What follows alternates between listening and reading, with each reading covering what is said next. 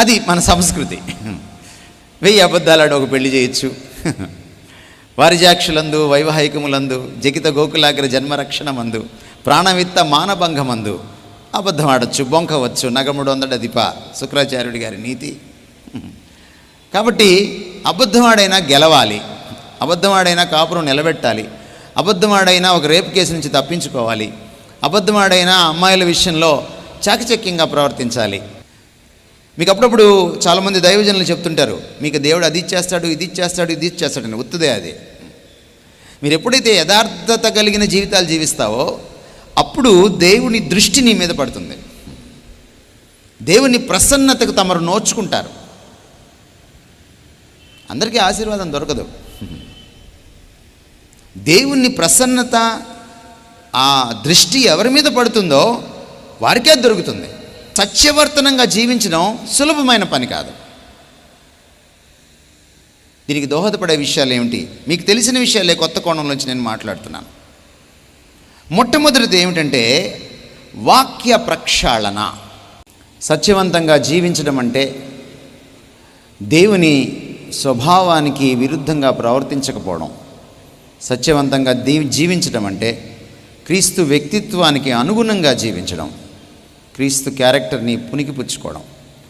సత్యవంతంగా జీవించడం అంటే వాక్యానికి అనుగుణంగా వాక్యానుసారంగా జీవించడం.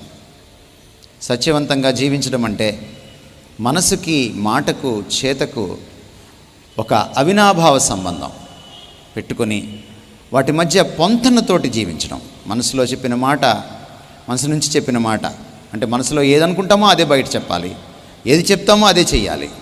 ఇది సత్యవర్తనమైన జీవితం అని మనం చూసాం. రెండవ రోజు, ఈరోజు అసత్యం విపరీతంగా ప్రబలుతున్న రోజుల్లో, లోకంలోనే కాదు క్రైస్తవంలో కూడా, వాక్యం కరువైనప్పుడు లౌక్యం లోపలికి వస్తుంది. ఇది సహజం. సంఘంలోకి లోకం రాకుండా చూడాలంటే సంఘంలో వాక్యం ఉండాలి. క్రైస్తవ జీవితంలోకి లోకం రాకుండా ఉండాలంటే క్రైస్తవ జీవితంలో వాక్యం ఉండాలి. అది ఎప్పుడైతే కరువైందో లోకం లోపలికి వచ్చి తిష్ట వేసింది. లోకంలో ఉన్న పోకళ్ళన్నీ కూడా ఈరోజున మన క్రైస్తవంలో, మన సంఘాల్లో, మన పరిచర్యలో, మన కుటుంబాల్లో, మన పరివారాల్లో ఈరోజున తాండవిస్తున్నాయి. ఆ పోకళ్ళను నిన్న మనం విశ్లేషించాం. ఈ రోజున మనం మరొక కోణాన్ని చూడడానికి ప్రయత్నం చేద్దాం. సత్యవంతంగా ఒక ప్రాక్టికల్ క్రిస్టియన్ లైఫ్లో, ఒక క్రియాశీలకమైనటువంటి వాస్తవిక క్రైస్తవ జీవితంలో సత్యవంతంగా జీవించడానికి మనకి ఏమి దోహదపడతాయి, వాటిని మనం ఎలాగా హార్నెస్ చేసుకోవాలి, ఉపయుక్తం చేసుకోవాలి, వినియోగించుకోవాలి, సద్వినియోగం చేసుకోవాలన్న విషయాల్ని ఈరోజు మనం చూద్దాం. అమెరికాలో ఈ మధ్య ఒక సర్వే జరిగింది. ఏమిటంటే ఆ సర్వే, అబద్ధం ఎంతమంది చెప్తారు, ఏ సందర్భంలో చెప్తారు, ఎవరికి చెప్తారు. బహుశా మన దేశంలో ఇలాంటి సర్వే జరిగితే సర్వే కూడా అబద్ధమయ్యేదేమో.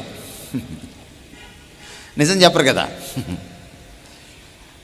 మన దేశంలో ఒక భర్త అన్నాడంట భార్యతోటి, ఏమే ఒక అబద్ధం చెప్పు చాలు, నీకు పట్టుచీర కొనిస్తాను అన్నాడంట. ఆవిడ వెంటనే టకీమని, నాకు అబద్ధాలు చెప్పడం రాదు, మీకు తెలుసు కదండి అందట. ఆయన సాయంత్రం పట్టుచీర కొనిచ్చేశాడంట. ఆవిడ ఆశ్చర్యపోయి, నేనేం అబద్ధం చెప్పలేదు కదా అందట. అదే అబద్ధం చెప్పనన్నావు కదా, అదే కదా పెద్ద అబద్ధం అన్నాడట. అది మన సంస్కృతి. 1000 అబద్ధాలాడు ఒక పెళ్లి చేయొచ్చు. వారిజాక్షులందు వైవాహికములందు జకిత గోకులాగ్ర జన్మరక్షణమందు ప్రాణవిత్త మానభంగమందు అబద్ధం ఆడచ్చు, బొంకవచ్చు. నగముడొందడ దిప శుక్రాచార్యుడి గారి నీతి. కాబట్టి అబద్ధమాడైనా గెలవాలి, అబద్ధమాడైనా కాపురం నిలబెట్టాలి, అబద్ధమాడైనా ఒక రేపు కేసు నుంచి తప్పించుకోవాలి, అబద్ధమాడైనా అమ్మాయిల విషయంలో చాకచక్యంగా ప్రవర్తించాలి, అబద్ధమాడైనా డబ్బులు వెనకేయాలి. ఇలాంటి నీతి మనకుంది. పాపం ఈ దేశంలో వాళ్ళు పాపం సర్వేలో చాలామంది నిజాలు చెప్పారు అబద్ధాల గురించి. ఏమిటి వాళ్ళు అబద్ధాల గురించి చెప్పిన నిజం అంటే, of those surveyed 91% said they lie on a regular basis. 91% చెప్పారంట మేము చాలా తరచుగా, చాలా క్రమంగా, చాలా ఎక్కువగా అబద్ధాలు ఆడతామని.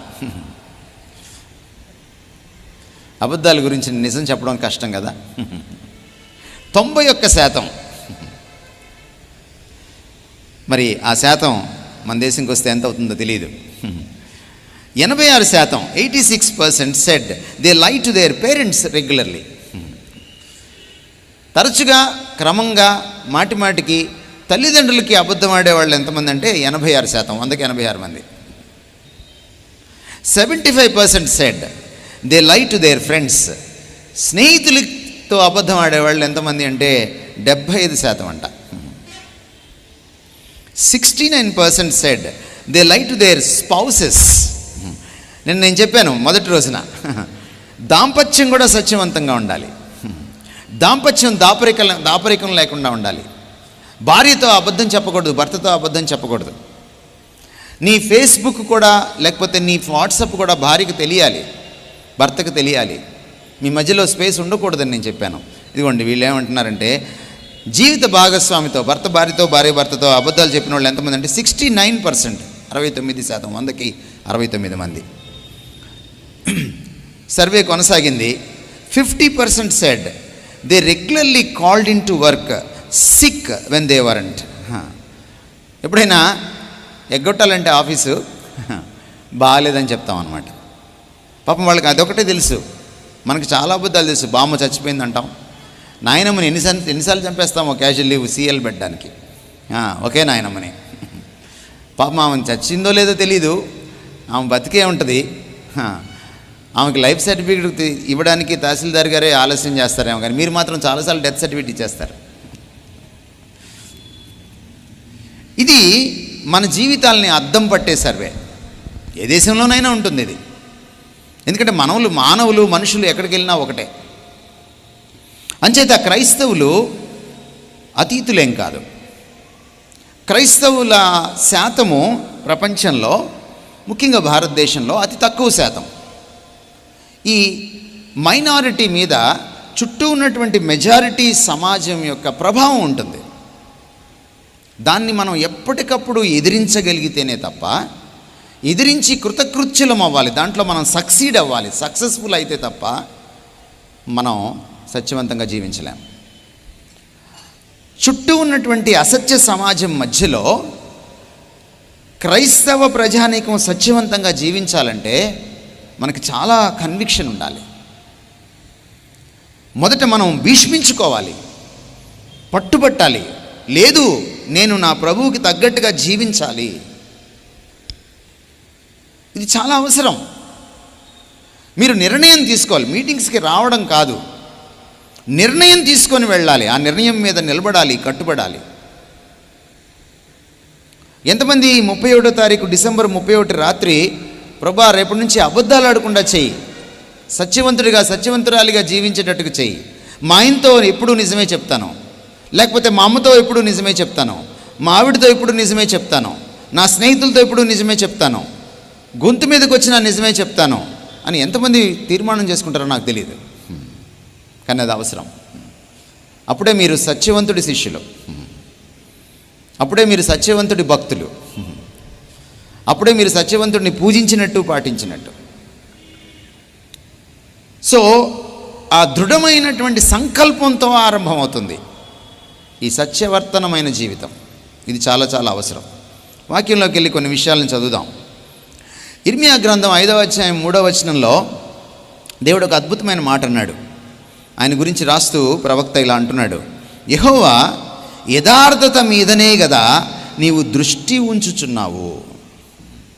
నేను మీకు మొదటి రోజు చెప్పాను, God is seriously concerned about truth and truthfulness. ఆయన నిజాయితీ, నిజం, వాటి పట్ల కాంక్ష కలిగిన వాడు. ఆయన చెప్పాడు చాలా స్పష్టంగా, నా ప్రజల్లో ఒక్కడు నిజాయితీపరుడున్నా, ఒక్కడు నిజం పలికేవాడున్నా, ఒక్కడు సత్యవంతుడున్నా నేను ఇశ్రాయేలు లోకమంతటిని కూడా క్షమించేస్తాను. అంత కన్సర్న్ ఆయనకి. అదే అంటున్నాడు, మళ్ళీ మీకు జ్ఞాపకం చేస్తున్నాను, యథార్థత మీదనే కదా యెహోవా నీవు దృష్టి ఉంచి ఉన్నావు. మీకు అప్పుడప్పుడు చాలామంది దైవజనులు చెప్తుంటారు, మీకు దేవుడు అది ఇచ్చేస్తాడు, ఇది ఇచ్చేస్తాడు, ఇది ఇచ్చేస్తాడని. ఉత్తదే అది. మీరు ఎప్పుడైతే యథార్థత కలిగిన జీవితాలు జీవిస్తావో అప్పుడు దేవుని దృష్టి నీ మీద పడుతుంది. దేవుని ప్రసన్నతకు తమరు నోచుకుంటారు. అందరికీ ఆశీర్వాదం దొరకదు. దేవుని ప్రసన్నత, ఆ దృష్టి ఎవరి మీద పడుతుందో వారికే దొరుకుతుంది. దానికి ఒకటే క్వాలిఫికేషను, సత్యవర్తనంగా ఉండడం, నిజాయితీగా బ్రతకడం. ఇది మనకు చేత అయ్యేది కాదు. అందుకనే దాన్ని ఎలాగా మనం వశం చేసుకోవాలి, అటువంటి జీవితాన్ని ఎలా అలవర్చుకోవాలో మనం తర్వాత చూద్దాం. 2 కొరింథీ పత్రిక 13:8 మరొక వచనం మీకు నేను చదువుతున్నాను. అపోస్తలుల యొక్క నిష్ఠ గురించి ఆయన మాట్లాడుతున్నాడు. మేము అపోస్తలులం సత్యమునకు విరోధముగా ఏమీయూ చేయనేరము కానీ, మేము సత్యమునకు విరోధముగా ఏమీయూ చేయనేరము కానీ సత్యము నిమిత్తమే సమస్తమును చేయుచున్నాం. ఎంతమంది పాస్టర్లు చెప్పగలరు? పౌలు చెప్పిన ఈ మాట, పౌలు మేము అంటున్నప్పుడు ఆయన అపోస్తలులందరి గురించి మాట్లాడుతున్నాడు. ఎంతమంది పాస్టర్స్ మన క్రైస్తవ ప్రజానీకంలో ఈ మాట చెప్పగలరు? మీ కానుకల విషయంలో కావచ్చు, మీరు వాక్య పరిచర్య చేసేటప్పుడు కావచ్చు, పలు విధాల్లో కావచ్చు, మీ దాంపత్య జీవితాలు, మీ కుటుంబ జీవితాలు, మీ సంఘస్థులతో మీరు నెరిపే లావాదేవీలు ఏవైనా కావచ్చు. ఇలా చెప్పగలరా మీరు? మేము సత్యమునకు విరోధంగా ఏమీయూ చేయట్లేదు, చేయలేము. అంతేకాదు సత్యము నిమిత్తమే సమస్తము చేస్తాం. ఈయన అంటున్నాడు చేయుచున్నాము అంటున్నాడు, చేస్తామనట్లా, భవిష్యత్తు గురించి మాట్లాడట్లా, ప్రజెంట్ కంటిన్యూస్ టెన్స్ చెప్తున్నాడు. చేయుచున్నాము. గలతీ పత్రిక 5:7 మీరు బాగుగా పరిగెత్తుచుంటిరి. మధ్యలో ఇది ఎలా సంభవించింది? సత్యమునకు విధేయులు కాకుండా మిమ్మును ఎవడు అడ్డగించెనో. దేవుడు ఎక్స్పెక్ట్ చేస్తున్నాడు మన దగ్గర నుంచి, క్రైస్తవ ప్రజానీకం నుంచి, మీరు సత్యానికి విధేయులు కావాలి. చూడండి, నేనే సత్యమని ప్రభువు చెప్పుకున్నాడు. ఈ ప్రభుని లోకం చూడాలంటే సంఘంలో సత్యం కనపడాలి. ఎందుకంటే ప్రభువుని ప్రపంచానికి చూపించగలిగిన ఏకైక సమాజం ఏంటంటే సంఘమే. మీరు ఏ డినామినేషన్లో అయినా ఉండొచ్చు, బట్ ఈ భూమి మీద ఈరోజు బ్రతికి ఉన్నటువంటి ఈ సార్వత్రిక సంఘమే ఈ నేనే సత్యం అన్నటువంటి అసలు సిసలు సత్యమూర్తిని లోకానికి పరిచయం చేయగలదు. ఈ సత్యమూర్తిని లోకం ఎరగాలంటే ఆ సత్యము మీలో ఉండాలి. మీరు సత్యానికి విధేయులు కావాలి. లేకపోతే సంఘంగా మీరు ఫెయిల్ అయినట్టే. బయట చాలా సంఘాలు ఉంటాయి, ఉద్యోగ సంఘాలు ఉంటాయి, దళిత సంఘాలు ఉంటాయి, ఇంకేదో సంఘాలు, ఇంకేదో కుల సంఘాలు కూడా ఉంటాయి. కానీ ఆ సంఘాలు స్వార్థం కోసం ఉంటాయి. తమ బాగు కోసం, తమ మేలు కోసం, తమ కులస్తుల కోసం, తమ యొక్క డిమాండ్లు నెరవేర్చుకోవడం కోసం ఒక జట్టు కడతారు వాళ్ళు, ఒక కట్టు ఉంటుంది వాళ్ళకి. కానీ ఈ సంఘం ముందు చూసారా, ఈ సంఘం క్రీస్తు కోసం ఉంటుంది, స్వార్థం కోసం ఉండదు. సత్యము ఎరగని లోకానికి సత్యాన్ని, సత్యవంతుణ్ణి పరిచయం చేయడానికే మనం ఇక్కడ ఉన్నాం. సత్యానికి విధేయత చూపించడం మన విధి. There is no option, it's an obligation. You are obliged to obey to the truth.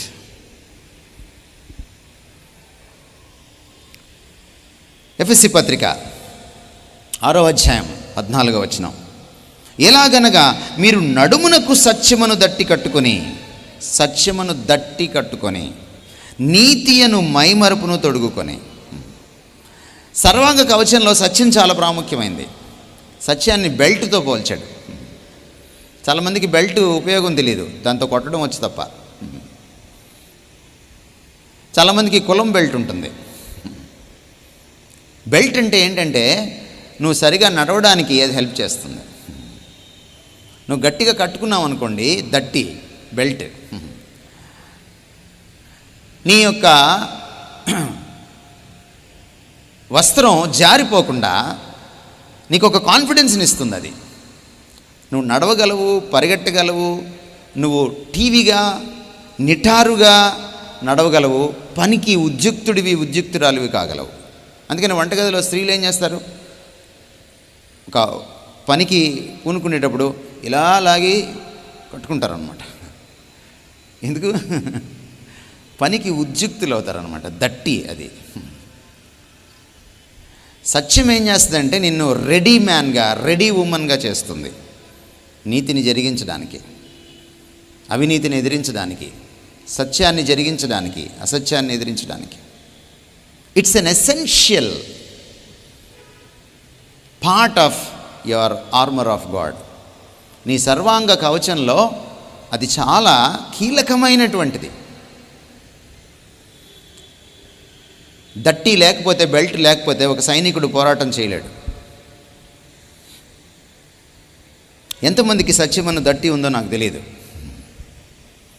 మీకు వేరే బెల్ట్లు ఏమన్నా మీరు కొనుక్కున్నారేమో నాకు తెలియదు.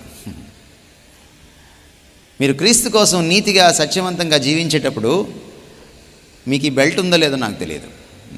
మీరే చెక్ చేసుకోవాలి. కాబట్టి ఇప్పుడు ప్రశ్న ఏమిటంటే, నేను సత్యవంతంగా జీవించడానికి నా నిజ జీవితంలో ఈ భూమి మీద, అది నా బహిరంగ జీవితమైనా, నా ఆంతరంగిక జీవితమైనా, అది నా ప్రైవేట్ లైఫ్ అయినా, పబ్లిక్ లైఫ్ అయినా. ఎందుకంటే ప్రైవేట్ లైఫ్లో సత్యం లేనాడు పబ్లిక్ లైఫ్లో సత్యం ఉండదు. వాడు కొంతకాలం నటిస్తాడు, ఒక రోజున అది బయటపడుతుంది. ఎక్కువ కాలం నటించలేం. ఎవరికైతే ఆంతరంగిక జీవితంలో సత్యం ఉంటుందో వాళ్ళకే బహిరంగ జీవితంలో కూడా సత్యం ఉంటుంది. ఈ సత్యవర్తనంగా జీవించడం సులభమైన పని కాదు. దీనికి దోహదపడే విషయాలు ఏమిటి? మీకు తెలిసిన విషయాలే కొత్త కోణంలోంచి నేను మాట్లాడుతున్నాను. మొట్టమొదటిది ఏమిటంటే వాక్య ప్రక్షాళన, sanctification of the word of God. వాక్య ప్రక్షాళన. చాలామంది క్రైస్తవులకి ఏం తెలుసు అంటే, పాపం చేయడం తెలుసు, యేసుప్రభు రక్తంలో కడుక్కోవడం తెలుసు, మళ్ళీ పాపం చేయడం తెలుసు, మళ్ళీ కడుక్కోవడం తెలుసు. మన వాళ్ళు అనుకుంటారు మనం ప్రతిరోజు స్నానం చేస్తాం కదా, ఆ టైప్ అనుకుంటారు క్రైస్తవ జీవితం వాళ్ళు. అందుకనే చూడండి, మీరు రొట్టె ద్రాక్ష రసం ఒక వారం పెట్టుకుంటారు, మీరు ప్రిపేర్ అయ్యి వస్తారు. అంటే ఇంక మీరు రొట్టె లేని వారం సరిగా ఉండరు అనమాట. అంతే కదా అని అర్థం. అంటే ఈ రొట్టె కోసం జీవితం ఇది, క్రీస్తు కోసం కాదు.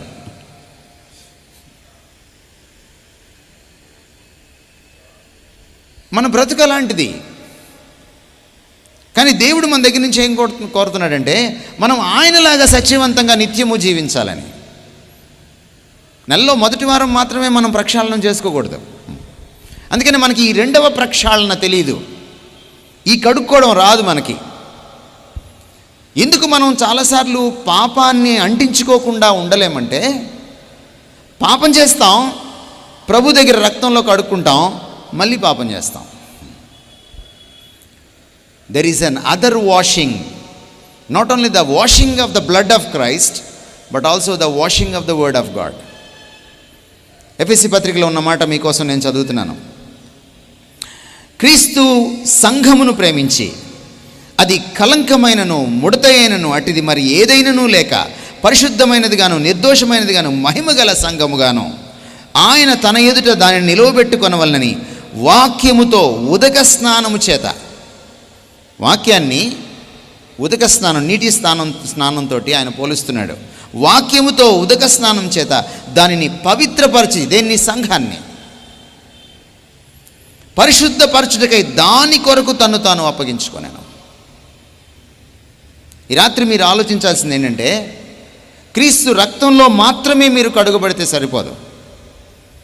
మీరు సత్యవర్తనమైన జీవితాన్ని నిత్యము మెయింటైన్ చేయాలంటే మీకు వాక్య ప్రక్షాళన కావాలి. నాకు తెలుసు క్రైస్తవులు చాలా రెగ్యులర్గా చాలా టైంకి వెళ్ళే వాళ్ళు ఉన్నారు చర్చ్కి. ఇలాంటి సభలు పెడితే వాక్యం కోసం తప్పించి వచ్చేవాళ్ళు ఉన్నారు. కానీ ఈ రాత్రి మీకు ప్రశ్న, మీ సంఘంలో మీరు ఆదివారం విన్నటువంటి వాక్యం ఒక 4 వారాల క్రితం వాక్యం మీకు గుర్తుందా? ఇది ఎన్నో వారం? మే నెలలో బహుశా 2వ వారం. మీకు ఏప్రిల్ నెల మొదటి ఆదివారం వాక్యం గుర్తుందా మీ సంఘంలో? పాస్టర్ గారు చెప్పింది. పోనీ 2వ ఆదివారం చెప్పింది ఏమైనా గుర్తుందా? ఏప్రిల్ 2వ ఆదివారం. అంటే మీరు వాక్యాన్ని వింటారు కానీ వంట పట్టించుకోరు. మరి వాక్యం మిమ్మల్ని ఎలా కడుగుతుంది? కడగదు. మనము చర్చిలో క్రైస్తవులము, బయటికి వెళ్తే లోకస్తులము. చర్చిలోకి ఎవరైనా మీ లోకస్తుడైన ఫ్రెండ్ వచ్చి చూస్తే మనన్నేనా అనుకుంటాడు అనమాట. అంత భక్తిగా ఉంటారు మీరు ఇక్కడ. మీరు లోకంలో ఉన్నప్పుడు ఇక్కడ అన్న ఎవరైనా బయటకు వచ్చి మిమ్మల్ని చూస్తే మనన్నేనా అనుకుంటాడు చర్చిలో ఆయన. అంత అద్భుతంగా లోకంలో కలిసిపోయి ఉంటారు మీరు.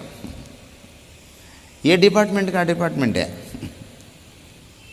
మీరు లోకంలో కింగే, ఇక్కడ భక్తిలో ముసుగులో కింగ్ అనమాట.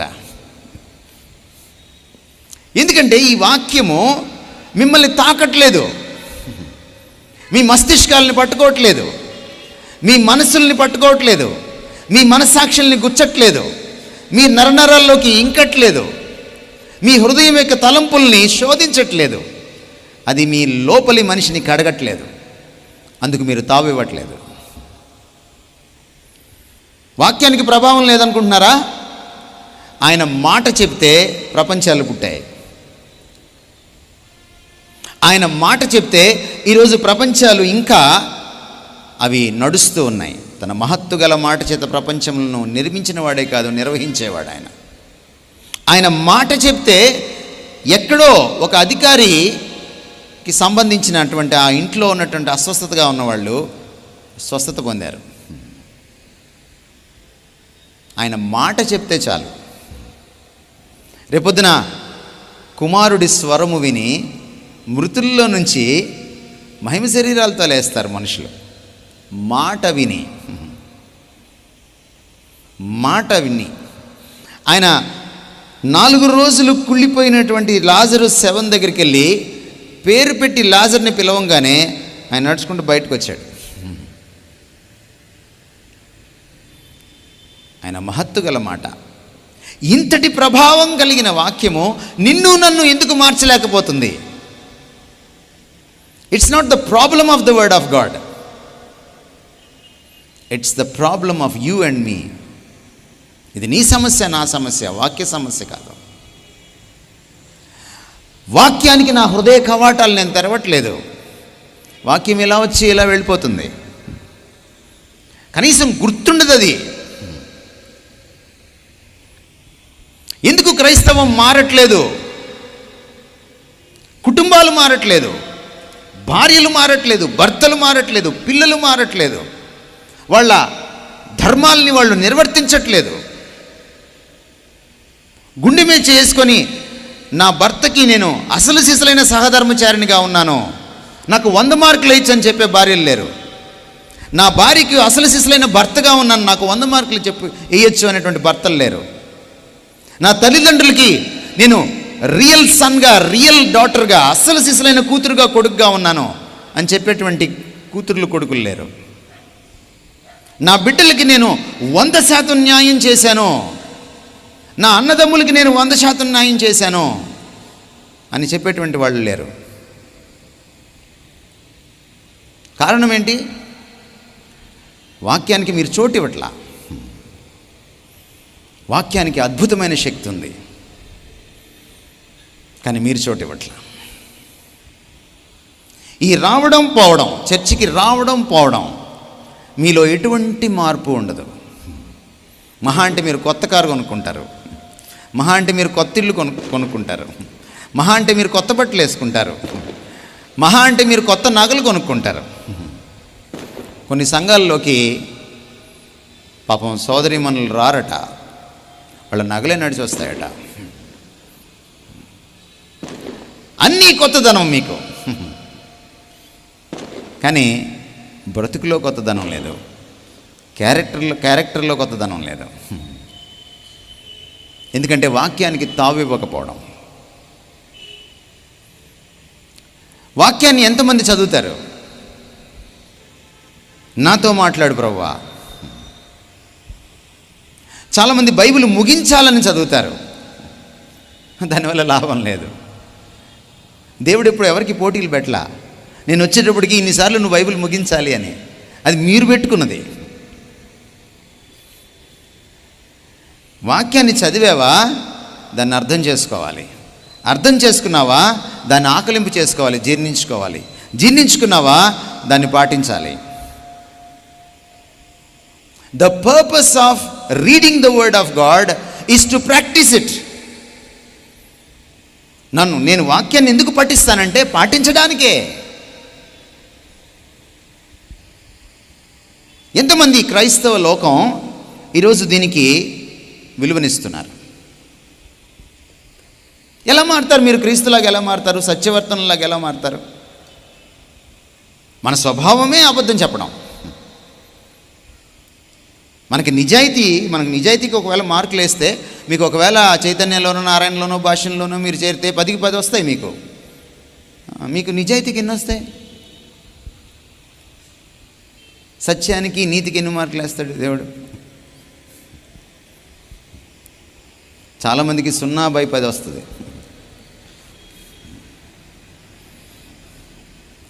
దానికి ఉన్న తపన దీనికి లేదు మనకి.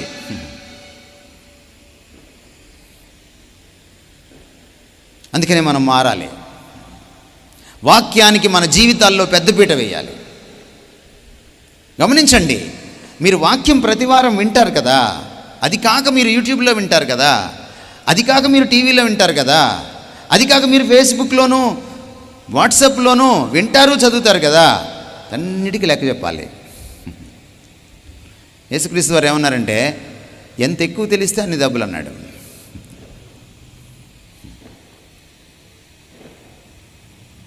మీరు విన్న ప్రతి ప్రసంగాన్ని మీరు లెక్క చెప్పాలి. మార్క్ ట్వైన్ అనేటువంటి మేధావి ఏమన్నాడంటే, బైబిల్లో నాకు తెలియని విషయాల గురించి నాకు చింత లేదు, బైబిల్లో నాకు తెలిసిన విషయాల గురించే చింత, ఎందుకంటే నేను లెక్క చెప్పాలన్నాడు.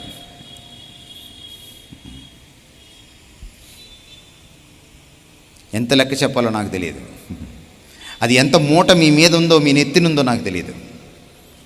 ఈ రాత్రి మారుమనసు పొందండి.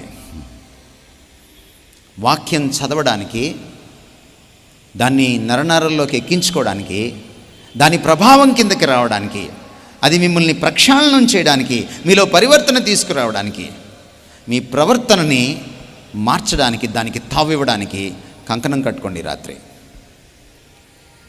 ఎందుకు వాక్యం కావాలి మనకి? ఎందుకు వాక్యం కావాలి మనకి? వాక్య ప్రక్షాళన దేనికి? క్రైస్తవుడికి, క్రైస్తవురాలకి. ఎందుకంటే నేను పాపాన్ని వంటబట్టించుకున్నాను.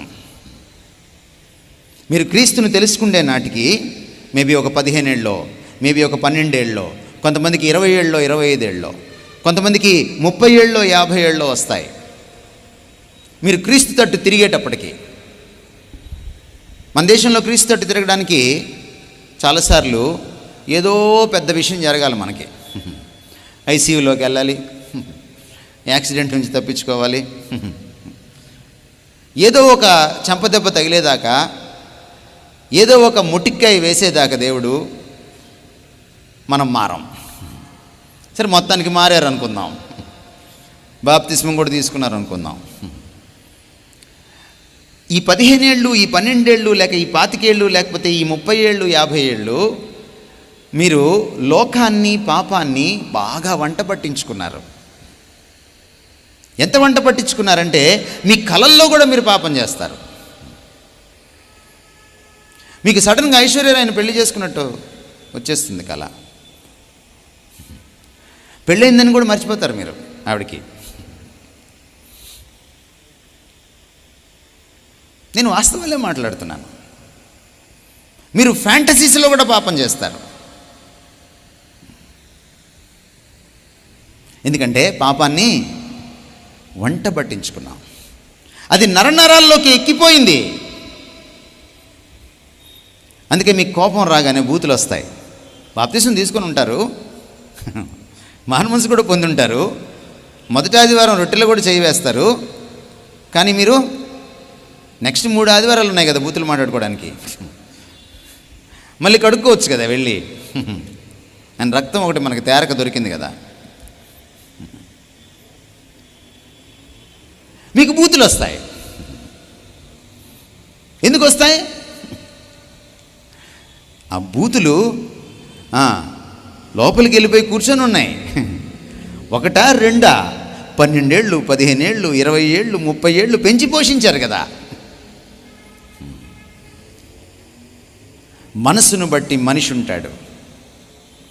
మనసు పాపంతో లోకంతో నిండిపోయి మునిగిపోయి దాంట్లో ఇంకిపోయి ఉన్నప్పుడు పిండితే ఏమొస్తుంది? పాపమే, లోకమే వస్తుంది. మీరు మారుమనసు పొందుండొచ్చు, మీరు ప్రసంగాలు చేస్తూ ఉండొచ్చు, మీరు వాక్యం చదువుతూ ఉండొచ్చు, మీరు అనేక సార్లు ఉదయం నుంచి సాయంత్రం దాకా యూట్యూబ్లో వాక్యాలు వినడమే మీ పని కావచ్చు. కానీ మీరు ఒక స్పాంజి ముక్కను తీసుకెళ్ళి ఒక మురుగు కాలువలో వేయండి. ఒక 2 నిమిషాల తర్వాత 3 నిమిషాల తర్వాత అదంతా పీల్చుకున్న తర్వాత దాన్ని బయటికి తీయండి, పిండండి. యాపిల్ జ్యూస్ రాదు, మురుగు నీరే వస్తుంది. మీరు చూసే వాట్సాప్, మీరు చూసే ఫేస్బుక్, మీరు రహస్యంగా బహిరంగంగా చూసే ఇంటర్నెట్, అందులో మీరు చూసే బూతు బొమ్మలు, డబుల్ మీనింగ్ జబర్దస్తులు, మీరు ప్రతి సీరియల్లో 1కి 2, ప్రతి వాడికి 2వ సెటప్, ఇవన్నీ మీరు చూసి సినిమాలు చూసి ఏమెక్కుతుంది లోపలికి? నీ మనసంతా నువ్వే. ఎవరా నువ్వే? లోకమే. పిండితే వాక్యం రాదు, లోకం పాపం వస్తుంది. అందుకనే వాక్య ప్రక్షాళన కావాలి, రక్త ప్రక్షాళన సరిపోదు. క్రీస్తు రక్తము నిన్ను పాప శిక్ష నుంచి విడుదల చేస్తుంది, కానీ క్రీస్తు వాక్యం నిన్ను పాప శక్తి నుంచి కూడా విడుదల చేస్తుంది. అది నరనరాల్లోకి వెళ్ళాలి. అది ప్రాణాత్మలను కీలుగును మూలుగను విభజించినంత మట్టుకు దూరాలి. అది హృదయాన్ని శోధించాలి, పరిశోధించాలి. అది ప్రాణాత్మ దేహాలను స్పృశించాలి, ఛేదించాలి, ప్రక్షాళనం చేయాలి. అప్పుడప్పుడు క్యాన్సర్ వచ్చిన వాళ్ళు ఎవరైనా మీకు తెలిస్తే కీమోథెరపీ ఇస్తారు వాళ్ళకి. కీమోథెరపీ అంటే ఒక కెమికల్ పంపిస్తారన్నమాట వాళ్ళ రక్తనాళాల్లోకి. ఆ కీమోథెరపీ ఏం చేస్తుందంటే, క్యాన్సర్కి ఒక గుణం ఉంటుంది, అది పాకడం మొదలెట్టిందంటే లోపల ఉన్న అవయవాల్ని ముందు కబలించుకుంటూ వెళ్తుంది. ఏ అవయవంలోకి వెళ్ళిందో తెలీదు. ఆపరేషన్కి ముందు ఇస్తున్నారు ఇప్పుడు కీమోథెరపీ, ఆపరేషన్ తర్వాత కూడా ఇస్తున్నారు, సర్జరీ అయిన తర్వాత కూడా. ఈ రక్తనాళాల్లోకి ఈ కెమికల్ వెళ్ళిపోతుందన్నమాట. రక్తనాళాలు ప్రతి అవయవంలోకి వెళ్తాయి, ప్రతి అవయవానికి రక్తం అందాలి. కాబట్టి బాడీ అంతా తిరిగి ఏం చేస్తుందంటే, ఎక్కడైనా క్యాన్సర్ కణాలు ఉంటే చంపుకుంటూ వెళ్తుంది. అది క్యాన్సర్ కంటే ఘోరమైంది పాపం. అది ప్రాణాత్మ దేహాలని కబలించేసింది ఇప్పటికే. పాపం పాడు చేయని అంగం నీలో లేదు, నాలో లేదు. మనస్సాక్షి పాపం వల్ల పాడైంది, మనస్సు పాపం వల్ల పాడైంది, మస్తిష్కం పాపం వల్ల పాడైంది, మీ కోరికలు పాపం వల్ల పాడైనాయి, మీ ఆలోచనలు పాపం వల్ల పాడైనాయి, మీ ఊహాపటిమ పాపం వల్ల పాడైంది, మీ ఆత్మ, మీ ప్రాణం, మీ శరీరం సమస్తం పాపం స్పృశించింది, పాడు చేసింది. అది మీరు మారు మనసు పొందంగానే, క్రీస్తు రక్తంలో కడుగుపడంగానే పాప శిక్ష నుంచి బయటకు వస్తారు తప్ప ఈ ప్రభావం నుంచి బయటికి రాలేరు. అందుకనే వాక్యం అక్కడికి వెళ్ళాలి. వాక్యంతో సంఘాన్ని కడుగుతాడు ఆయన. వాక్యంతో సంఘాన్ని కడిగితే, దానికి మనం తావిస్తే, దానికి మనం ఆయనకు ఛాన్స్ ఇస్తే ఏం జరుగుతుందట? ముడత, కలంకము ఉండదట. తమరు ఎలా తయారవుతారంటే పరిశుద్ధంగా, నిర్దోషంగా, మహిమ కలిగిన సంఘంగా తయారవుతారు. అందుకనే మనం సత్యవర్తనంగా క్రీస్తుకు తగ్గట్టుగా జీవించాలి అంటే వాక్యానికి మనం తావివ్వాలి. వాక్యం వినండి, చదవండి, అధ్యయనం చేయండి, కానీ అర్థం చేసుకోండి, జీర్ణించుకోండి, పాటించండి. దీనికి ఒకటే సూత్రం: వాక్యాన్ని ధ్యానించాలి. వింటే సరిపోదు, చదివితే సరిపోదు, ధ్యానం చేయాలి. వాక్యం చదవడమే లేదు మనకి, వాక్యం వినడమే సరిగా లేదు మనకి. మెట్లు దిగి వచ్చేలోపు మర్చిపోతాం. మీరు చర్చి బయటకు వస్తారు కదా, మీరు వాచ్లు చూసుకుంటారు. పాస్టర్ గారు 10 నిమిషాలు లేటు, ఈరోజు 5 నిమిషాలు లేటు, ఎక్కువసేపు చెప్పేశారు అంటారు కదా. మీరు వెంటనే ఇంటికి వెళ్ళరు. ఏం చేస్తారు బయటకు వచ్చి? ఇదిగోండి, ఈ క్యాంపస్ ఎందుకుందో తెలుసా? పిచ్చపాటి మాట్లాడుకోవడానికి. మీరు ఇక్కడే హ్యాంగ్ ఓవర్ అవుతారు.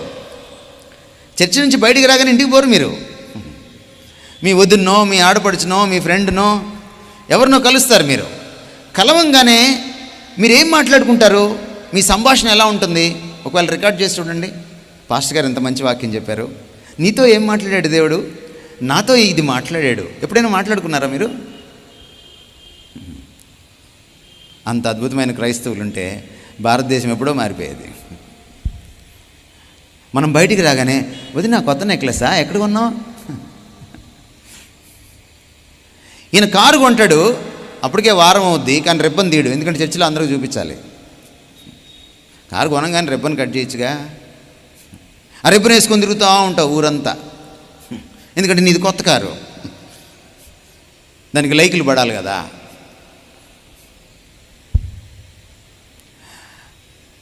నువ్వు బంగారం వేసుకుంటే వేసుకున్నావు, అది అందరికీ కనపడాలా? ఇలా అంటుండాలా మధ్య మధ్యలో? ఎందుకండి? మన ధ్యాస ఎక్కడుందో చూడండి, అప్పుడే వాక్యం అవుతుంది. అక్కడేమో టైం చూసుకుంటాం, బయటకు వచ్చే టైం చూసుకోం. అంతా లోకాభిరామాయణం, లోపలేమో వాక్యపారాయణం. ఎందుకు వంట పడుతుంది అది? ఎందుకు మారుతాం మనం దినదినము క్షీణించే క్రైస్తవులము,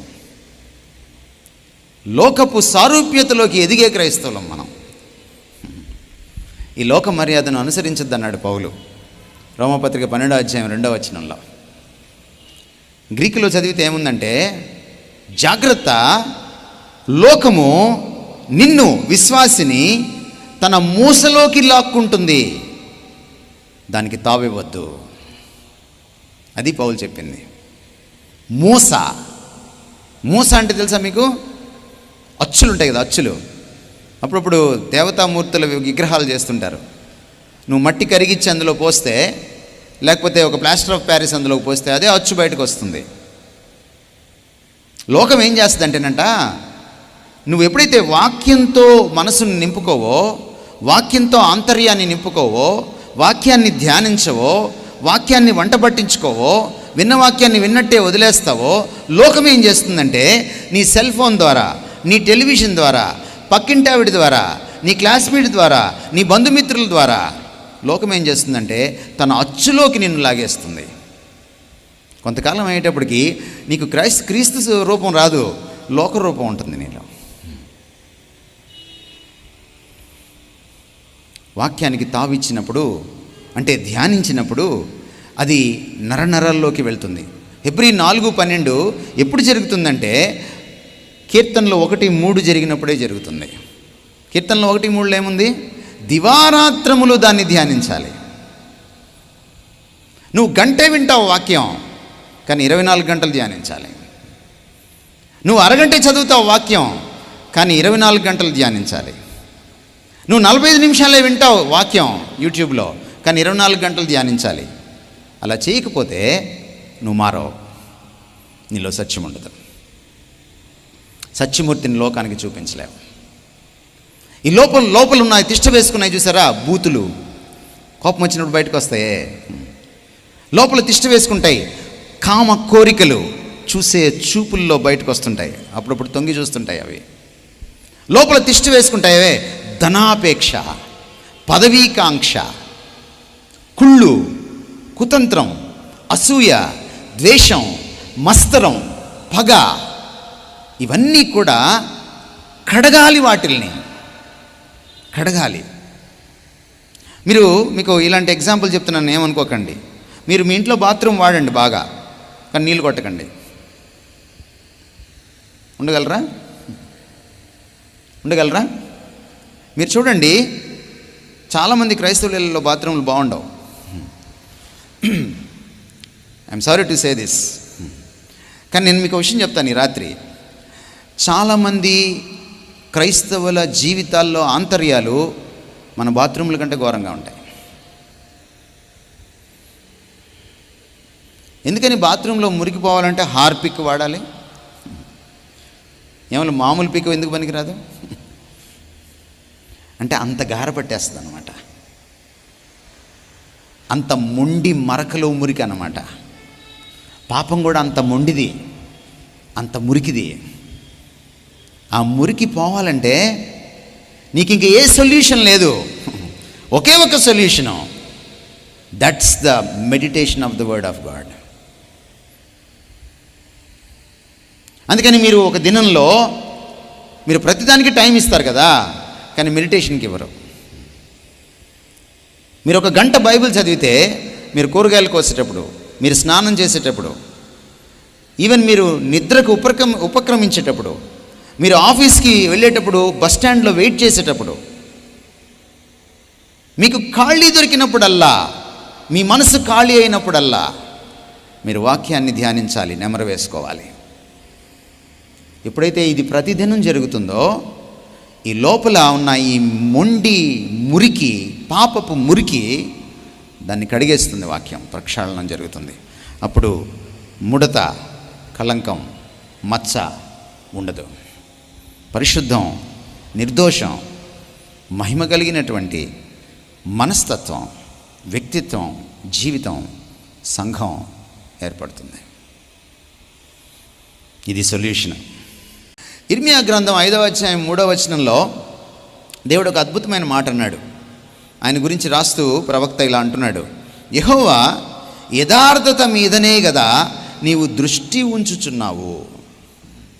నేను మీకు మొదటి రోజు చెప్పాను, God is seriously concerned about truth and truthfulness. ఆయన నిజాయితీ, నిజం, వాటి పట్ల కాంక్ష కలిగిన వాడు. ఆయన చెప్పాడు చాలా స్పష్టంగా, నా ప్రజల్లో ఒక్కడు నిజాయితీపరుడున్నా, ఒక్కడు నిజం పలికేవాడున్నా, ఒక్కడు సత్యవంతుడున్నా, నేను ఇశ్రాయేలు లోకమంతటిని కూడా క్షమించేస్తాను. అంత కన్సర్న్ ఆయనకి. అదే అంటున్నాడు, మళ్ళీ మీకు జ్ఞాపకం చేస్తున్నాను, యథార్థత మీదనే కదా యెహోవా నీవు దృష్టి ఉంచి ఉన్నావు. మీకు అప్పుడప్పుడు చాలామంది దైవజనులు చెప్తుంటారు, మీకు దేవుడు అది ఇచ్చేస్తాడు, ఇది ఇచ్చేస్తాడు, ఇది ఇచ్చేస్తాడని. ఉత్తదే అది. మీరు ఎప్పుడైతే యథార్థత కలిగిన జీవితాలు జీవిస్తావో, అప్పుడు దేవుని దృష్టి నీ మీద పడుతుంది. దేవుని ప్రసన్నతకు తమరు నోచుకుంటారు. అందరికీ ఆశీర్వాదం దొరకదు. దేవుని ప్రసన్నత, ఆ దృష్టి ఎవరి మీద పడుతుందో వారికే దొరుకుతుంది.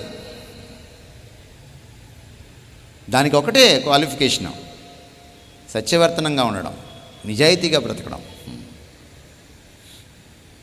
ఇది మనకు చేత అయ్యేది కాదు. అందుకనే దాన్ని ఎలాగా మనం వశం చేసుకోవాలి, అటువంటి జీవితాన్ని ఎలా అలవర్చుకోవాలో మనం తర్వాత చూద్దాం. 2 కొరింథీ పత్రిక 13:8 మరొక వచనం మీకు నేను చదువుతున్నాను. అపోస్తలుల యొక్క నిష్ఠ గురించి ఆయన మాట్లాడుతున్నాడు. మేము అపోస్తలులం, సత్యమునకు విరోధముగా ఏమీయూ చేయనేరము గాని, మేము సత్యమునకు విరోధముగా ఏమీయూ చేయనేరము గాని సత్యము నిమిత్తమే సమస్తమును చేయుచున్నాము. ఎంతమంది పాస్టర్లు చెప్పగలరు? పౌలు చెప్పిన ఈ మాట, పౌలు మేము అంటున్నప్పుడు ఆయన అపోస్తలులందరి గురించి మాట్లాడుతున్నాడు. ఎంతమంది పాస్టర్స్ మన క్రైస్తవ ప్రజానీకంలో ఈ మాట చెప్పగలరు?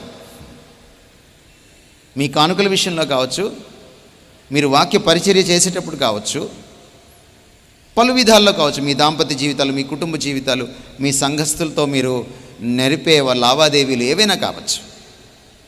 ఇలా చెప్పగలరా మీరు? మేము సత్యమునకు విరోధంగా ఏమీయూ చేయట్లేదు, చేయలేము. అంతేకాదు సత్యము నిమిత్తమే సమస్తము చేస్తాం.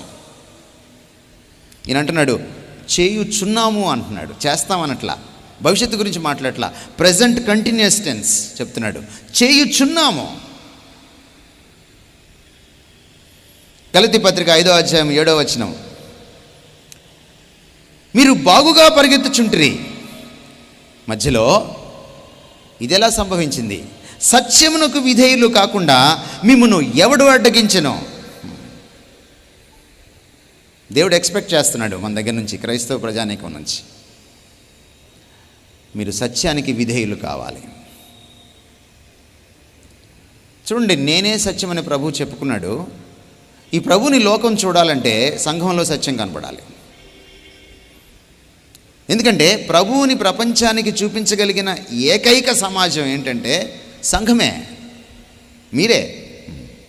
మీరు ఏ డినామినేషన్లో అయినా ఉండొచ్చు, బట్ ఈ భూమి మీద ఈరోజు బ్రతికి ఉన్నటువంటి ఈ సార్వత్రిక సంఘమే ఈ నేనే సత్యం అన్నటువంటి అసలు సిసలు సత్యమూర్తిని లోకానికి పరిచయం చేయగలదు. ఈ సత్యమూర్తిని లోకం ఎరగాలంటే ఆ సత్యము మీలో ఉండాలి. మీరు సత్యానికి విధేయులు కావాలి. లేకపోతే సంఘంగా మీరు ఫెయిల్ అయినట్టే.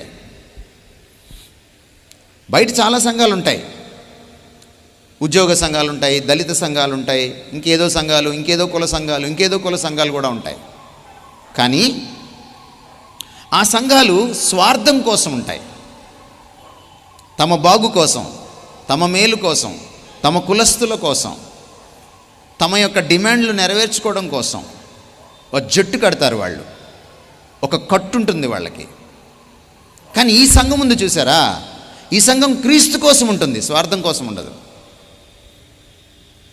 సత్యము ఎరగని లోకానికి సత్యవంతుణ్ణి పరిచయం చేయడానికే మనం ఇక్కడ ఉన్నాం. సత్యానికి విధేయత చూపించడం మన విధి. There is no option, it's an obligation. You are obliged to obey to the truth.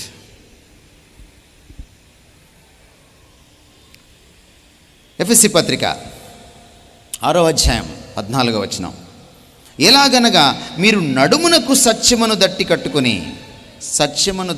కట్టుకొని నీతియను మైమరుపును తొడుగుకొని. సర్వాంగ కవచంలో సత్యం చాలా ప్రాముఖ్యమైంది.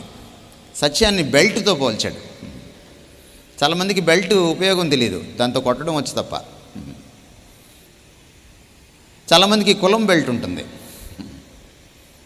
బెల్ట్ అంటే ఏంటంటే నువ్వు సరిగా నడవడానికి ఏది హెల్ప్ చేస్తుంది. నువ్వు గట్టిగా కట్టుకున్నావు అనుకోండి, దట్టి బెల్ట్, నీ యొక్క వస్త్రం జారిపోకుండా నీకు ఒక కాన్ఫిడెన్స్ని ఇస్తుంది. అది నువ్వు నడవగలవు, పరిగెట్టగలవు, నువ్వు టీవీగా నిటారుగా నడవగలవు, పనికి ఉద్యుక్తురాలివి కాగలవు. అందుకని వంటగదిలో స్త్రీలు ఏం చేస్తారు, ఒక పనికి పూనుకునేటప్పుడు ఇలా లాగి కట్టుకుంటారు అనమాట. ఎందుకు? పనికి ఉద్యుక్తులు అవుతారనమాట, దట్టి అది. సత్యం ఏం చేస్తుందంటే నిన్ను రెడీ మ్యాన్గా, రెడీ ఉమెన్గా చేస్తుంది. నీతిని జరిగించడానికి, అవినీతిని ఎదిరించడానికి, సత్యాన్ని జరిగించడానికి, అసత్యాన్ని ఎదిరించడానికి. It's an essential part of your armour of God. నీ సర్వాంగ కవచంలో అది చాలా కీలకమైనటువంటిది. దట్టి లేకపోతే, బెల్ట్ లేకపోతే ఒక సైనికుడు పోరాటం చేయలేడు. ఎంతమందికి సత్యమన్న దట్టి ఉందో నాకు తెలియదు. మీకు వేరే బెల్ట్లు ఏమన్నా మీరు కొనుక్కున్నారేమో నాకు తెలియదు. మీరు క్రీస్తు కోసం నీతిగా సత్యవంతంగా జీవించేటప్పుడు మీకు ఈ బెల్ట్ ఉందో లేదో నాకు తెలియదు. మీరే చెక్ చేసుకోవాలి. కాబట్టి ఇప్పుడు ప్రశ్న ఏమిటంటే, నేను సత్యవంతంగా జీవించడానికి నా నిజ జీవితంలో ఈ భూమి మీద, అది నా బహిరంగ జీవితమైనా నా ఆంతరంగిక జీవితమైనా, అది నా ప్రైవేట్ లైఫ్ అయినా పబ్లిక్ లైఫ్ అయినా, ఎందుకంటే ప్రైవేట్ లైఫ్లో సత్యం లేనాడు పబ్లిక్ లైఫ్లో సత్యం ఉండదు. వాడు కొంతకాలం నటిస్తాడు, ఓ రోజున అది బయటపడుతుంది. ఎక్కువ కాలం నటించలేం. ఎవరికైతే ఆంతరంగిక జీవితంలో సత్యం ఉంటుందో వాళ్ళకే బహిరంగ జీవితంలో కూడా సత్యం ఉంటుంది. ఈ సత్యవర్తనంగా జీవించడం సులభమైన పని కాదు. దీనికి దోహదపడే విషయాలు ఏమిటి? మీకు తెలిసిన విషయాలే కొత్త కోణంలోంచి నేను మాట్లాడుతున్నాను. మొట్టమొదటిది ఏమిటంటే వాక్య ప్రక్షాళన, sanctification of the word of God. వాక్య ప్రక్షాళన. చాలామంది క్రైస్తవులకి ఏం తెలుసు అంటే, పాపం చేయడం తెలుసు, యేసుప్రభు రక్తంలో కడుక్కోవడం తెలుసు, మళ్ళీ పాపం చేయడం తెలుసు, మళ్ళీ కడుక్కోవడం తెలుసు. మనోళ్ళు అనుకుంటారు మనం ప్రతిరోజు స్నానం చేస్తాం కదా, ఆ టైప్ అనుకుంటారు క్రైస్తవ జీవితం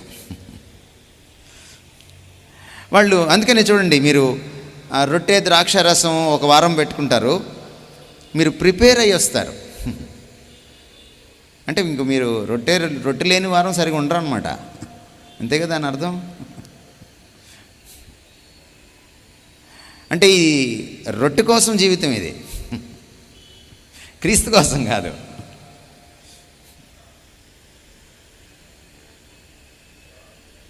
మన బ్రతుకు అలాంటిది. కానీ దేవుడు మన దగ్గర నుంచి ఏం కోరుతున్నాడంటే, మనం ఆయనలాగా సత్యవంతంగా నిత్యము జీవించాలని. నెలలో మొదటి వారం మాత్రమే మనం ప్రక్షాళన చేసుకోకూడదు. అందుకని మనకి ఈ రెండవ ప్రక్షాళన తెలియదు, ఈ కడుక్కోవడం రాదు మనకి.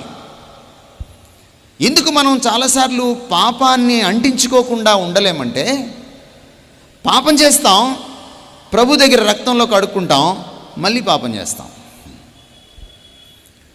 There is an other washing, not only the washing of the blood of Christ, but also the washing of the word of God. ఎఫెసీ పత్రికలో ఉన్న మాట మీకోసం నేను చదువుతున్నాను. క్రీస్తు సంఘమును ప్రేమించి, అది కలంకమైనను ముడతయైనను అటిది మరి ఏదైనను లేక పరిశుద్ధమైనది గాను నిర్దోషమైనది గాను మహిమగల సంఘముగాను ఆయన తన ఎదుట దానిని నిలవబెట్టుకొనవలనని వాక్యముతో ఉదక స్నానము చేత, వాక్యాన్ని ఉదక స్నానం, నీటి స్నానంతో ఆయన పోలుస్తున్నాడు. వాక్యముతో ఉదక స్నానం చేత దానిని పవిత్రపరిచి, దేన్ని? సంఘాన్ని పరిశుద్ధపరచుటకై దాని కొరకు తను తాను అప్పగించుకొనెను. ఈ రాత్రి మీరు ఆలోచించాల్సింది ఏంటంటే, క్రీస్తు రక్తంలో మాత్రమే మీరు కడుగబడితే సరిపోదు. మీరు సత్యవర్తనమైన జీవితాన్ని నిత్యము మెయింటైన్ చేయాలంటే మీకు వాక్య ప్రక్షాళన కావాలి.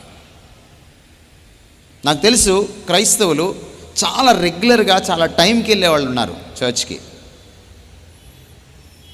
ఇలాంటి సభలు పెడితే వాక్యం కోసం తప్పించి వచ్చేవాళ్ళు ఉన్నారు. కానీ ఈ రాత్రి మీకు ప్రశ్న, మీ సంఘంలో మీరు ఆదివారం విన్నటువంటి వాక్యం ఒక 4 వారాల క్రితం వాక్యం మీకు గుర్తుందా? ఇది ఎన్నో వారం? మే నెలలో బహుశా 2వ వారం. మీకు ఏప్రిల్ నెల మొదటి ఆదివారం వాక్యం గుర్తుందా మీ సంఘంలో? పాస్టర్ గారు చెప్పింది. పోనీ 2వ ఆదివారం చెప్పింది ఏమైనా గుర్తుందా? ఏప్రిల్ 2వ ఆదివారం.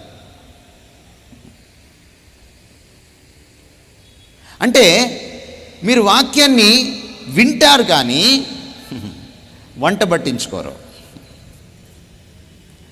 మరి వాక్యం మిమ్మల్ని ఎలా కడుగుతుంది? కడగదు. మనము చర్చిలో క్రైస్తవులము, బయటికి వెళ్తే లోకస్తులము. చర్చిలోకి ఎవరైనా మీ లోకస్తుడైన ఫ్రెండ్ వచ్చి చూస్తే మనన్నేనా అనుకుంటాడు అనమాట. అంత భక్తిగా ఉంటారు మీరు ఇక్కడ. మీరు లోకంలో ఉన్నప్పుడు ఇక్కడ అన్న ఎవరైనా బయటకు వచ్చి మిమ్మల్ని చూస్తే మనన్నేనా అనుకుంటాడు చర్చిలో ఆయన. అంత అద్భుతంగా లోకంలో కలిసిపోయి ఉంటారు మీరు. ఏ డిపార్ట్మెంట్కి ఆ డిపార్ట్మెంటే. మీరు లోకంలో కింగే, ఇక్కడ భక్తిలో ముసుగులో కింగ్ అనమాట. ఎందుకంటే ఈ వాక్యము మిమ్మల్ని తాకట్లేదు, మీ మస్తిష్కాలని పట్టుకోవట్లేదు, మీ మనసుల్ని పట్టుకోవట్లేదు, మీ మనస్సాక్షుల్ని గుచ్చట్లేదు, మీ నరనరాల్లోకి ఇంకట్లేదు, మీ హృదయం యొక్క తలంపుల్ని శోధించట్లేదు. అది మీ లోపలి మనిషిని కడగట్లేదు. అందుకు మీరు తావివ్వట్లేదు. వాక్యానికి ప్రభావం లేదనుకుంటున్నారా? ఆయన మాట చెప్తే ప్రపంచాలు పుట్టాయి.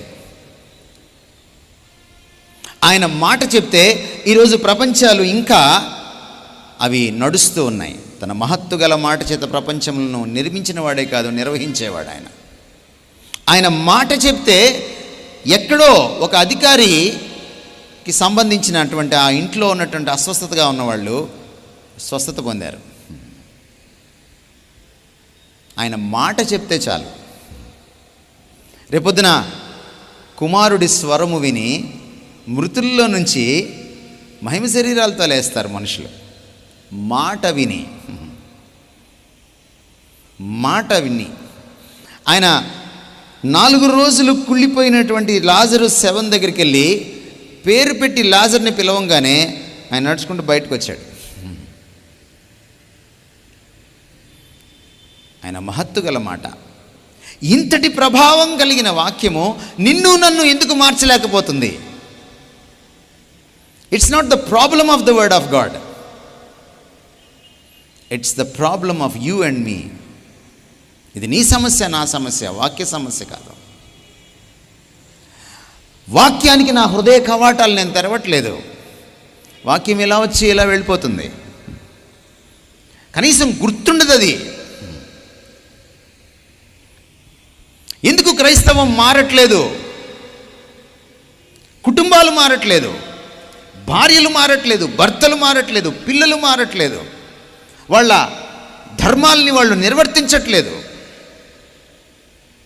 గుండె మీద చేసుకొని నా భర్తకి నేను అసలు సిసలైన సహధర్మచారినిగా ఉన్నాను, నాకు 100 మార్కులు ఇచ్చని చెప్పే భార్యలు లేరు.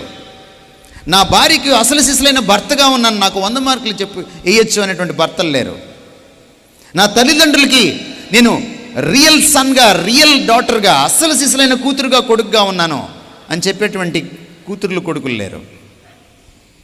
నా బిడ్డలకి నేను 100% న్యాయం చేశాను, నా అన్నదమ్ములకి నేను 100% న్యాయం చేశాను అని చెప్పేటువంటి వాళ్ళు లేరు.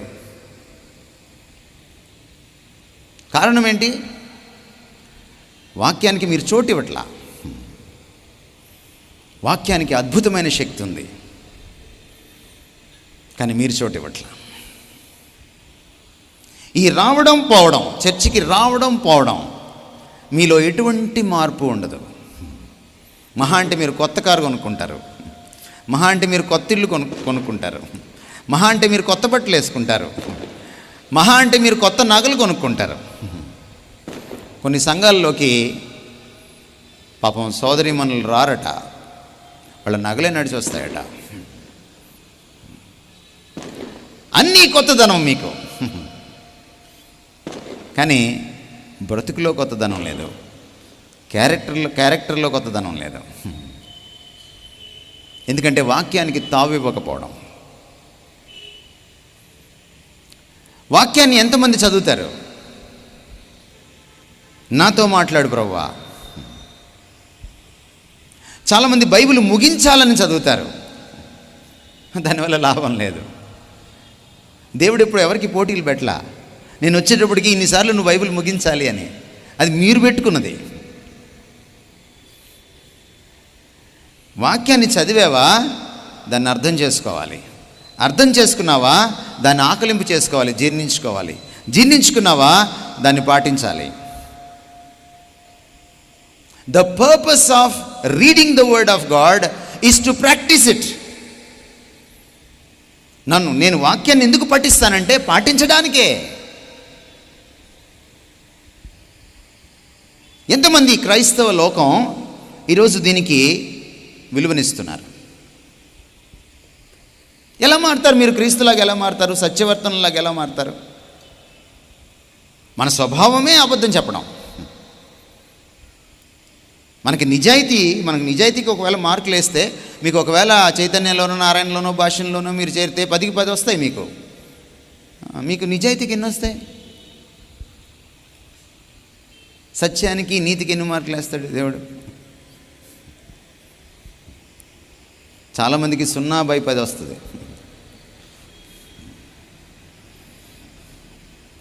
దానికి ఉన్న తపన దీనికి లేదు మనకి.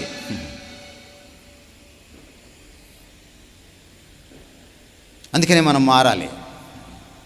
వాక్యానికి మన జీవితాల్లో పెద్దపీట వేయాలి.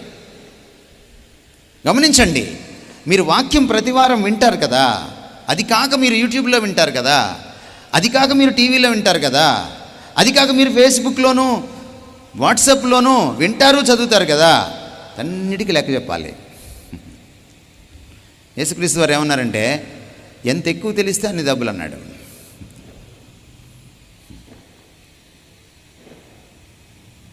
మీరు విన్న ప్రతి ప్రసంగాన్ని మీరు లెక్క చెప్పాలి. మార్క్ ట్వైన్ అనేటువంటి మేధావి ఏమన్నాడంటే, బైబిల్లో నాకు తెలియని విషయాల గురించి నాకు చింత లేదు, బైబిల్లో నాకు తెలిసిన విషయాల గురించే చింత, ఎందుకంటే నేను లెక్క చెప్పాలన్నాడు.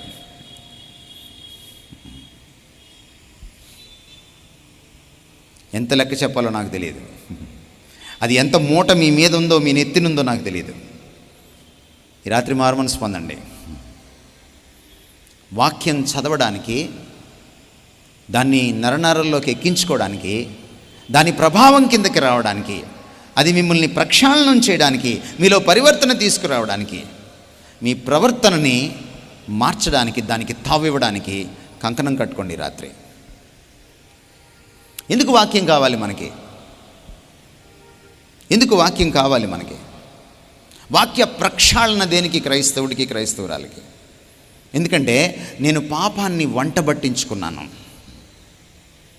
మీరు క్రీస్తుని తెలుసుకుండే నాటికి మేబీ ఒక 15 ఏళ్ళలో, మేబీ ఒక 12 ఏళ్ళలో, కొంతమందికి 20 ఏళ్ళలో, 25 ఏళ్ళలో, కొంతమందికి 30 ఏళ్ళలో, 50 ఏళ్ళలో వస్తాయి.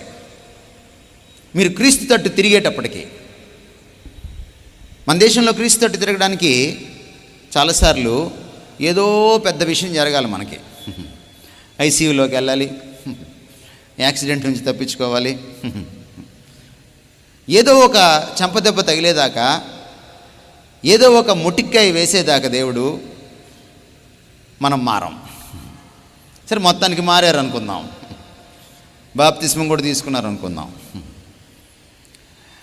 ఈ 15 ఏళ్ళు, ఈ 12 ఏళ్ళు, లేక ఈ 25 ఏళ్ళు, లేకపోతే ఈ 30 ఏళ్ళు, 50 ఏళ్ళు మీరు లోకాన్ని, పాపాన్ని బాగా వంట పట్టించుకున్నారు. ఎంత వంట పట్టించుకున్నారంటే మీ కలల్లో కూడా మీరు పాపం చేస్తారు. మీకు సడన్గా ఐశ్వర్యరాయని పెళ్లి చేసుకున్నట్టు వచ్చేస్తుంది కళ. పెళ్ళయిందని కూడా మర్చిపోతారు మీరు ఆవిడకి. నేను వాస్తవాలే మాట్లాడుతున్నాను. మీరు ఫ్యాంటసీస్లో కూడా పాపం చేస్తారు. ఎందుకంటే పాపాన్ని వంట పట్టించుకున్నాం, అది నరనరాల్లోకి ఎక్కిపోయింది. అందుకే మీకు కోపం రాగానే బూతులు వస్తాయి. బాప్తిసం తీసుకొని ఉంటారు, మారుమనసు కూడా పొంది ఉంటారు, మొదటి ఆదివారం రొట్టెలు కూడా చేయి వేస్తారు, కానీ మీరు నెక్స్ట్ 3 ఆదివారాలు ఉన్నాయి కదా బూతులు మాట్లాడుకోవడానికి, మళ్ళీ కడుక్కోవచ్చు కదా వెళ్ళి. అండ్ రక్తం ఒకటి మనకి తేరక దొరికింది కదా. మీకు బూతులు వస్తాయి. ఎందుకు వస్తాయి? ఆ బూతులు లోపలికి వెళ్ళిపోయి కూర్చొని ఉన్నాయి. 1, 2, 12 ఏళ్ళు, 15 ఏళ్ళు, 20 ఏళ్ళు, 30 ఏళ్ళు పెంచి పోషించారు కదా. మనసును బట్టి మనిషి ఉంటాడు. మనసు పాపంతో, లోకంతో నిండిపోయి, మునిగిపోయి, దాంట్లో ఇంకిపోయి ఉన్నప్పుడు పిండితే ఏమొస్తుంది? పాపమే, లోకమే వస్తుంది. మీరు మారుమనసు పొందుండొచ్చు, మీరు ప్రసంగాలు చేస్తూ ఉండొచ్చు, మీరు వాక్యం చదువుతూ ఉండొచ్చు, మీరు అనేక సార్లు ఉదయం నుంచి సాయంత్రం దాకా యూట్యూబ్లో వాక్యాలు వినడమే మీ పని కావచ్చు. కానీ మీరు ఒక స్పాంజి ముక్కను తీసుకెళ్ళి ఒక మురుగు కాలువలో వేయండి. ఒక 2 నిమిషాల తర్వాత, 3 నిమిషాల తర్వాత అదంతా పీల్చుకున్న తర్వాత దాన్ని బయటికి తీయండి, పిండండి. యాపిల్ జ్యూస్ రాదు, మురుగు నీరే వస్తుంది. మీరు చూసే వాట్సాప్, మీరు చూసే ఫేస్బుక్, మీరు రహస్యంగా బహిరంగంగా చూసే ఇంటర్నెట్, అందులో మీరు చూసే బూతు బొమ్మలు, డబుల్ మీనింగ్ జబర్దస్తులు, మీరు ప్రతి సీరియల్లో ఒకడికి ఇద్దరు, ప్రతి వాడికి రెండో సెటప్, ఇవన్నీ మీరు చూసి చూసి, సినిమాలు చూసి చూసి ఏమెక్కుతుంది లోపలికి? నీ మనసంతా నువ్వే. ఎవరా నువ్వే? లోకమే. పిండితే వాక్యం రాదు, లోకం, పాపం వస్తుంది. అందుకనే వాక్య ప్రక్షాళన కావాలి, రక్త ప్రక్షాళన సరిపోదు. క్రీస్తు రక్తము నిన్ను పాప శిక్ష నుంచి విడుదల చేస్తుంది, కానీ క్రీస్తు వాక్యం నిన్ను పాప శక్తి నుంచి కూడా విడుదల చేస్తుంది. అది నరనరాల్లోకి వెళ్ళాలి, అది ప్రాణాత్మలను కీలుగును మూలుగను విభజించినంత మట్టుకు దూరాలి, అది హృదయాన్ని శోధించాలి, పరిశోధించాలి, అది ప్రాణాత్మ దేహాలను స్పృశించాలి, ఛేదించాలి, ప్రక్షాళనం చేయాలి. అప్పుడప్పుడు క్యాన్సర్ వచ్చిన వాళ్ళు ఎవరైనా మీకు తెలిస్తే కీమోథెరపీ ఇస్తారు. వాళ్ళకి కీమోథెరపీ అంటే ఒక కెమికల్ పంపిస్తారన్నమాట వాళ్ళ రక్తనాళాల్లోకి. ఆ కీమోథెరపీ ఏం చేస్తుందంటే, క్యాన్సర్కి ఒక గుణం ఉంటుంది, అది పాకడం మొదలెట్టిందంటే లోపల ఉన్న అవయవాలని ముందు కబలించుకుంటూ వెళ్తుంది. ఏ అవయవంలోకి వెళ్ళిందో తెలీదు. ఆపరేషన్కి ముందు ఇస్తున్నారు ఇప్పుడు కీమోథెరపీ, ఆపరేషన్ తర్వాత కూడా ఇస్తున్నారు, సర్జరీ అయిన తర్వాత కూడా. ఈ రక్తనాళాల్లోకి ఈ కెమికల్ వెళ్ళిపోతుందన్నమాట. రక్తనాళాలు ప్రతి అవయవంలోకి వెళ్తాయి, ప్రతి అవయవానికి రక్తం అందాలి. కాబట్టి బాడీ అంతా తిరిగి తిరిగి తిరిగి తిరిగి తిరిగి తిరిగి ఏం చేస్తుందంటే, ఎక్కడైనా క్యాన్సర్ కణాలు ఉంటే చంపుకుంటూ వెళ్తుంది. అది క్యాన్సర్ కంటే ఘోరమైంది పాపం. అది ప్రాణాత్మ దేహాలని కబలించేసింది ఇప్పటికే. పాపం పాడు చేయని అంగం నీలో లేదు, నాలో లేదు. మనస్సాక్షి పాపం వల్ల పాడైంది, మనస్సు పాపం వల్ల పాడైంది, మస్తిష్కం పాపం వల్ల పాడైంది, మీ కోరికలు పాపం వల్ల పాడైనాయి, మీ ఆలోచనలు పాపం వల్ల పాడైనాయి, మీ ఊహాపటిమ పాపం వల్ల పాడైంది, మీ ఆత్మ, మీ ప్రాణం, మీ శరీరం సమస్తం పాపం స్పృశించింది, పాడు చేసింది. అది మీరు మారు మనసు పొందంగానే, క్రీస్తు రక్తంలో కడుగుపడంగానే పాప శిక్ష నుంచి బయటకు వస్తారు తప్ప ఈ ప్రభావం నుంచి బయటికి రాలేరు. అందుకనే వాక్యం అక్కడికి వెళ్ళాలి. వాక్యంతో సంఘాన్ని కడుగుతాడు ఆయన. వాక్యంతో సంఘాన్ని కడిగితే, దానికి మనం తావిస్తే, దానికి మనం ఆయనకు ఛాన్స్ ఇస్తే ఏం జరుగుతుందట? ముడత, కలంకము ఉండదట. తమరు ఎలా తయారవుతారంటే పరిశుద్ధంగా, నిర్దోషంగా, మహిమ కలిగిన సంఘంగా తయారవుతారు.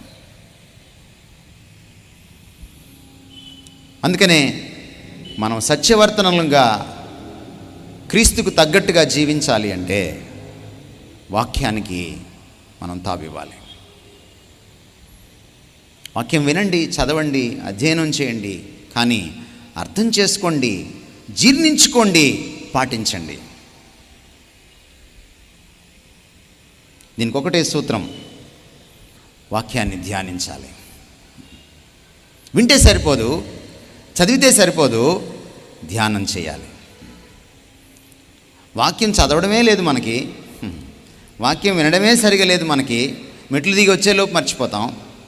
మీరు చర్చి బయటకు వస్తారు కదా, మీరు వాచ్లు చూసుకుంటారు. పాస్టర్ గారు 10 నిమిషాలు లేటు, ఈరోజు 5 నిమిషాలు లేటు, ఎక్కువసేపు చెప్పేశారు అంటారు కదా. మీరు వెంటనే ఇంటికి వెళ్ళరు. ఏం చేస్తారు బయటకు వచ్చి? ఇదిగోండి ఈ క్యాంపస్ ఎందుకుందో తెలుసా? పిచ్చపాటి మాట్లాడుకోవడానికి. మీరు ఇక్కడే హ్యాంగ్ ఓవర్ అవుతారు. చర్చి నుంచి బయటికి రాగానే ఇంటికి పోరు. మీరు మీ వదినో, మీ ఆడపడుచునో, మీ ఫ్రెండ్నో ఎవరినో కలుస్తారు. మీరు కలవంగానే మీరేం మాట్లాడుకుంటారు? మీ సంభాషణ ఎలా ఉంటుంది? ఒకవేళ రికార్డ్ చేసి చూడండి. పాస్టర్ గారు ఎంత మంచి వాక్యం చెప్పారు, నీతో ఏం మాట్లాడాడు దేవుడు, నాతో ఇది మాట్లాడాడు. ఎప్పుడైనా మాట్లాడుకున్నారా మీరు? అంత అద్భుతమైన క్రైస్తవులు ఉంటే భారతదేశం ఎప్పుడో మారిపోయేది. మనం బయటికి రాగానే వదిన కొత్త నెక్లెసా, ఎక్కడ కొన్నావు? ఈయన కారు కొంటాడు, అప్పటికే వారం అవుద్ది, కానీ రిబ్బన్ తీయడు. ఎందుకంటే చర్చిలో అందరికీ చూపించాలి. కారు కొనగానే రిబ్బన్ కట్ చేయొచ్చుగా. ఆ రిబ్బన్ వేసుకొని తిరుగుతూ ఉంటావు ఊరంతా. ఎందుకంటే నీది కొత్త కారు, దానికి లైకులు పడాలి కదా.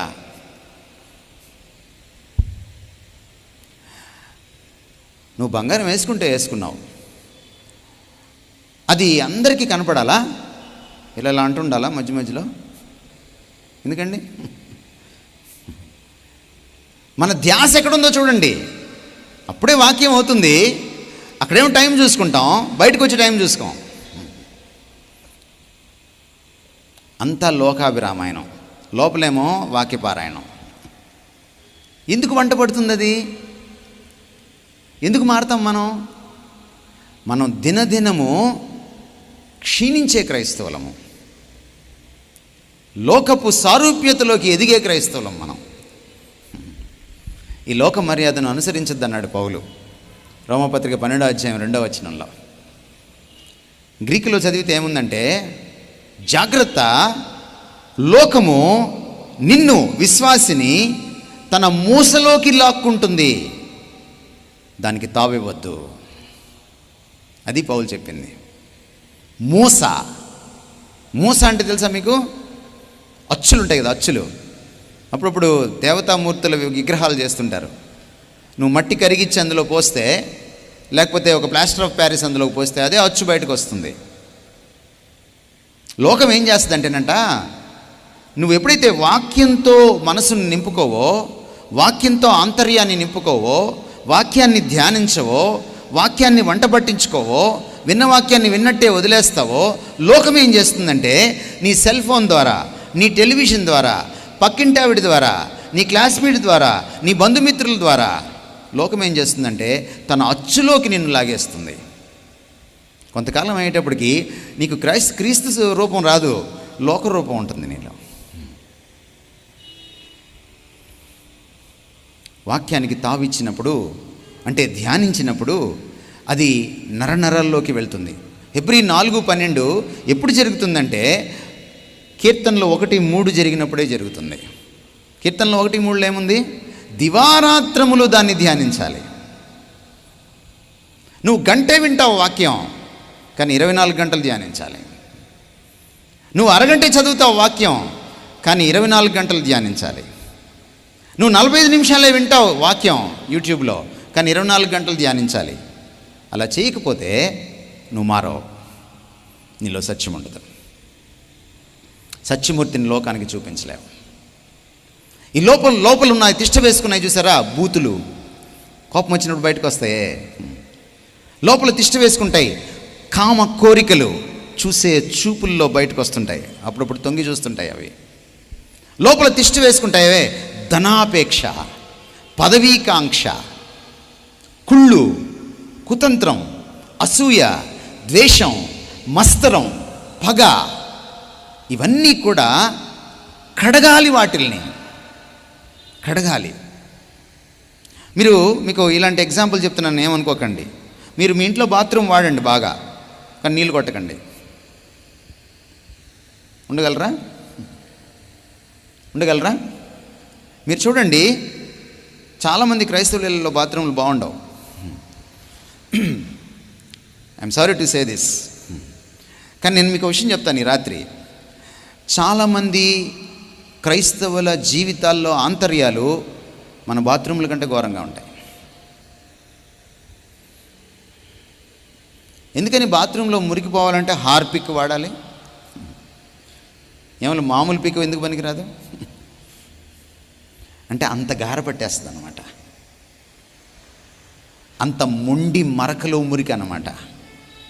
పాపం కూడా అంత మొండిది, అంత మురికిది. ఆ మురికి పోవాలంటే నీకు ఇంక ఏ సొల్యూషన్ లేదు, ఒకే ఒక solution. That's the meditation of the word of God. అందుకని మీరు ఒక దినంలో మీరు ప్రతిదానికి టైం ఇస్తారు కదా, కానీ మెడిటేషన్కి ఇవ్వరు. మీరు ఒక గంట బైబిల్ చదివితే, మీరు కూరగాయలు కోసేటప్పుడు, మీరు స్నానం చేసేటప్పుడు, ఈవెన్ మీరు నిద్రకు ఉపక్రమించేటప్పుడు, మీరు ఆఫీస్కి వెళ్ళేటప్పుడు, బస్ స్టాండ్లో వెయిట్ చేసేటప్పుడు, మీకు ఖాళీ దొరికినప్పుడల్లా, మీ మనసు ఖాళీ అయినప్పుడల్లా మీరు వాక్యాన్ని ధ్యానించాలి, నెమరు వేసుకోవాలి. ఎప్పుడైతే ఇది ప్రతిదినం జరుగుతుందో, ఈ లోపల ఉన్న ఈ మొండి మురికి, పాపపు మురికి, దాన్ని కడిగేస్తుంది వాక్యం, ప్రక్షాళనం జరుగుతుంది. అప్పుడు ముడత, కళంకం, మచ్చ ఉండదు. పరిశుద్ధం, నిర్దోషం, మహిమ కలిగినటువంటి మనస్తత్వం, వ్యక్తిత్వం, జీవితం, సంఘం ఏర్పడుతుంది. ఇది సొల్యూషన్.